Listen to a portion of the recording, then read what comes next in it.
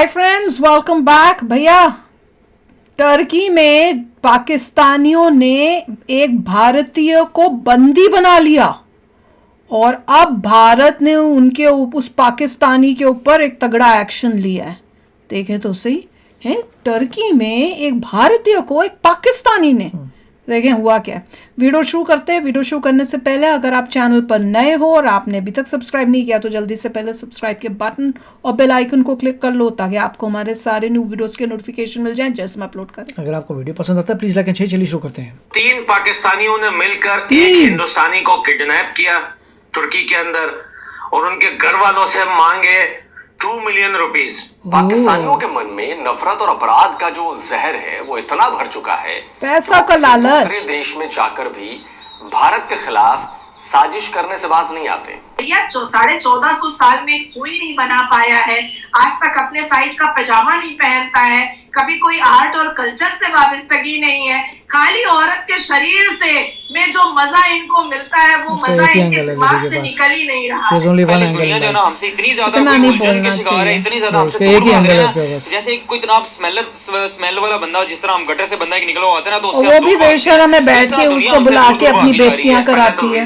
पैसों के लिए। पाकिस्तानियों को बहुत कम लोगों को मिल रहा था बिजनेस वीजा या विजिट वीजा, तो लगभग बंद ही हो गया था। मुसलमान मर्दों का कोई भी बर्दाश्त करने के लिए अब तैयार नहीं है और करना भी नहीं चाहिए। पाकिस्तानी जहां रहेंगे वहां कांड करेंगे, जहां रहेंगे वहीं कुछ ऐसा करेंगे कि खुद ही जूते खाएंगे ही, अपने मुल्क को भी। टर्की ने क्या किया? एक कुत्ते ने इन्वेस्टमेंट नहीं करी पाकिस्तान में, एक कुत्ते ने नाम इतना जीभ 9 गज की है। अभी हमने वीडियो देखी है आ रहा था कि नीता अंबानी की सारी पाकिस्तान की पूरी जीडीपी पे वाली है। नेशनल लेवल पे पहले हम एक दूसरे को फ्रॉडिया कहते थे, दुनिया जो है ना हमारा तमाशा देखती थी तो ये तो है ही आपस में चोर ये वो, लेकिन अब हम इंटरनेशनली खुद को प्रूव कर रहे हैं कि भाई हम लोग हैं ही ऐसे, हम लोग फ्रॉडिये हैं, हम लोग चोर हैं, हम लोग धोखेबाज हैं।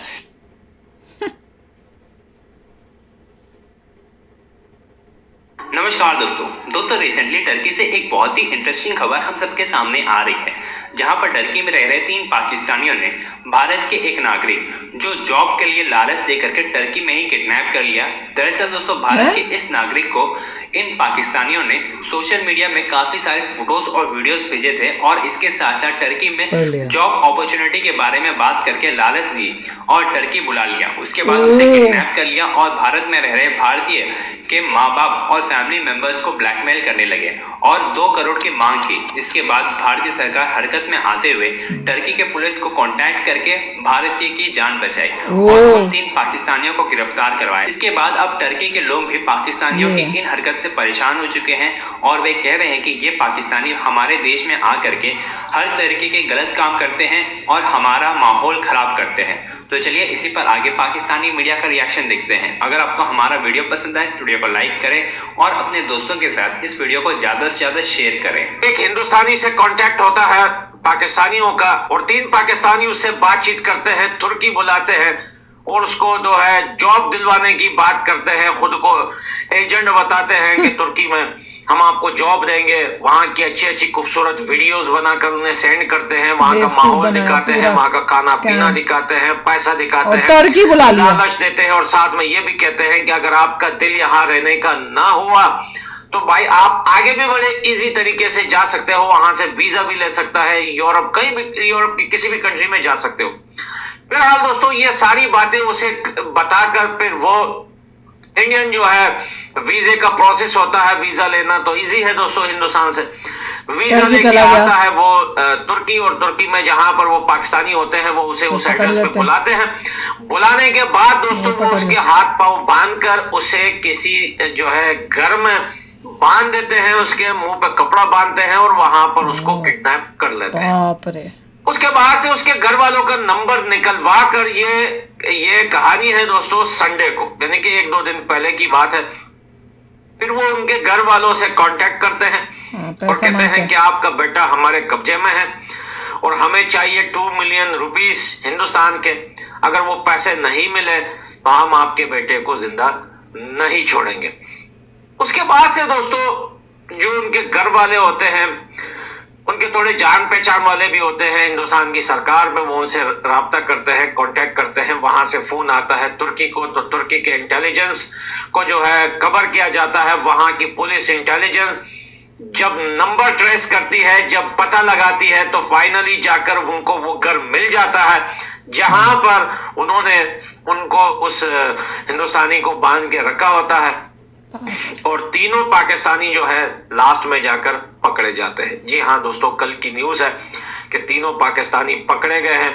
और साथ में वहां की सरकार जो है वो उनकी एक न्यूज देखी है, तुर्की की सरकार बता रही है कि अब जो है वीजा पाकिस्तानियों को भी लेना मुश्किल हो जाएगा। देखिए पहले तो वीजा मिल ही नहीं रहा था पाकिस्तानियों को, बहुत कम लोगों को मिल रहा था बिजनेस वीजा या फिर विजिट वीजा तो लगभग बंद ही हो गया था।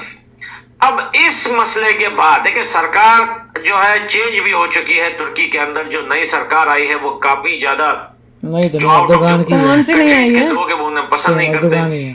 तो भाई फाइनली जो है इस वीडियो के बनाने का मकसद इतना है कि भाई आपको दुनिया में कोई और नहीं मिला था कि आप पाकिस्तानी के कहने पे वहां पे जा रहे हो। उसको क्या पता पाकिस्तानी है, वो थोड़ी बताएगा उसने पाकिस्तानी है। वो अगर आपकी हेल्प करता तो झूठ बोले होंगे। तो वो अपने लोगों की हेल्प क्यों नहीं करता। और पाकिस्तानी खुद दर बदर के ठोकरे खा रहा है तुर्की, यूरोप, इन देशों में, किर्गिस्तान हो, कहीं भी हो, तो आपको वो क्या जॉब दिलवाएगा। तो कहने का मकसद ये है कि यार हिंदुस्तान में भी ऐसे अनएजुकेटेड लोग रहते हैं। ये हमें पता चल रहा है कि इतने सारे अनएजुकेटेड लोग हैं हिंदुस्तान के अंदर। इस वजह से बोल रहा हूँ कि वो इस वजह से जाहिल हैं कि इतनी अच्छी कंट्री छोड़कर, जहां पर जो है इतना शांति है, इतने करोड़ों लोग कमा रहे हैं, काम कर रहे हैं, जी रहे हैं आजादी से, और आप लोग कभी रशिया जा रहे हो किसी एजेंट के कहने पे, दुबई से वहां पे आपको उक्राइन के वार के लिए भेज रहे, कभी आप किसी पाकिस्तानी के कहने पे तुर्की जा रहे हो,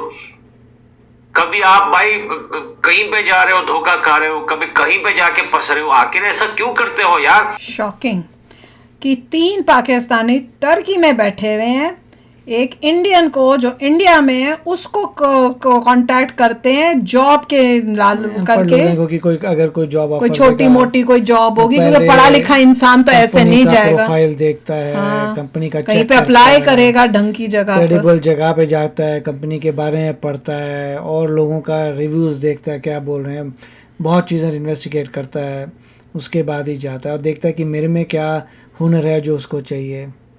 तो सब देख दुख के वहाँ जाता है उसे। और नॉर्मली बेस्ट ये होता है कि उनको बोलिए कि एडवांस भेजो पैसा, समथिंग लाइक दैट कुछ होना चाहिए। बट फिर डिफिकल्ट होता है, इंसान हो जाते हैं कई बार नहीं। पर वो मैं तो देख लूँ पाकिस्तानी कितने चालाक थे। कमाल की बात ये थी कि यहाँ पे हमारी पुलिस ने कमाल किया है कि वहाँ टर्की को बता दिया, और टर्की साधारण इंसान का कौन सुनता है। अगर कोई जाएगा गवर्नमेंट अपनी अच्छी है ना आजकल की, वो देखती है कि हमारा कोई मुझे पता नहीं साधारण इंसान के साथ होता है। जैसे वो कह रहे हैं गवर्नमेंट में उनकी जान पहचान थी, मगर अगर इतनी जान पहचान थी तो ऐसे छोटी मोटी नौकरी के लिए बंदा क्यों जाएगा। मतलब ऐसा लग रहा है कि जान पहचान थी उनकी गवर्नमेंट ऑफिशियल्स की वहां जाए। मुझे नहीं पता कि अगर कोई साधारण इंसान जाके बोले देखो भाई ये हो गया, आई डोंट नो कितना पुलिस करती है कितना नहीं करती। पुलिस के पास थोड़ी को गए होंगे, गवर्नमेंट के पास गए होंगे। गवर्नमेंट के कैसे जाएंगे, किसी पुलिस के पास ही जाओगे आप। बताओ भैया, पुलिस के पास ही जाके बोलो कि भाई ये क्राइम हो गया, हमसे इतना पैसा मांग रहे हैं, सबसे पहले पुलिस को बुलाएंगे,